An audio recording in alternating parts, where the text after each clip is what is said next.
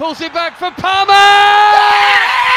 দর্শক, বিশ্ব ফুটবলের নতুন যুগে ৩২ দলের ফিফা ক্লাব বিশ্বকাপের মেগা ফাইনালে পিএসজিকে ৩-০ ব্যবধানে হারিয়ে চ্যাম্পিয়ন হয়েছে চেলসি। ম্যাচের সব গোলই হয় প্রথমার্ধে। জোড়া গোল করেন কোলে পালমার, আরেকটি করান সতীর্থকে দিয়ে। বিস্তারিত ডেস্ক রিপোর্টে। Now played in New Jersey.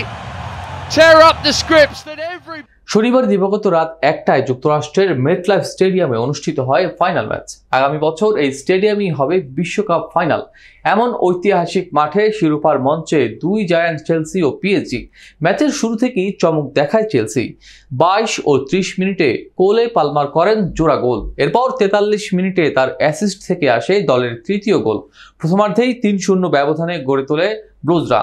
দ্বিতীয়ার্ধে খেলায় ফিরে আসার চেষ্টা করলেও ব্যর্থ হয় পিএসজি। ৮৫ মিনিটে লাল কার্ড দেখে ১০ জনের দলে পরিণত হয় তারা। তবে পরিসংখ্যান বলছে ভিন্ন কথা। ৬৭% বল দখলে রাখে প্যারিসিয়ানরা। কিন্তু কোচ এনজো মারেস্কার কৌশল পিএসজির দুর্বলতা কাজে লাগিয়ে গোল আদায় করে নেয় চেলসি। টুর্নামেন্টে দুর্দান্ত ফর্মে ছিল পিএসজি, জিতেছে উয়েফা চ্যাম্পিয়ন্স লিগ, ঘরোয়া লিগ সহ একাধিক ট্রফি। আর চেলসি শেষ মৌসুমে শীর্ষ ৩-এ না থাকতে পারলেও জিতেছে উয়েফা কনফারেন্স লিগ। তবে এবার বিশ্বজয়ের মঞ্চে সব ছাপিয়ে গেল চেলসির আধিপত্য।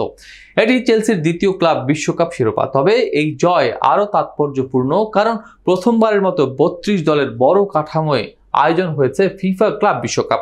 এই টুর্নামেন্টকেই ধরা হচ্ছে ২০২৬ বিশ্বকাপ আয়োজনের মহড়া হিসেবে। ফুটবলের সেই মহাযজ্ঞ বসবে যুক্তরাষ্ট্র, কানাডা ও মেক্সিকোতে আগামী ১১ জুন থেকে।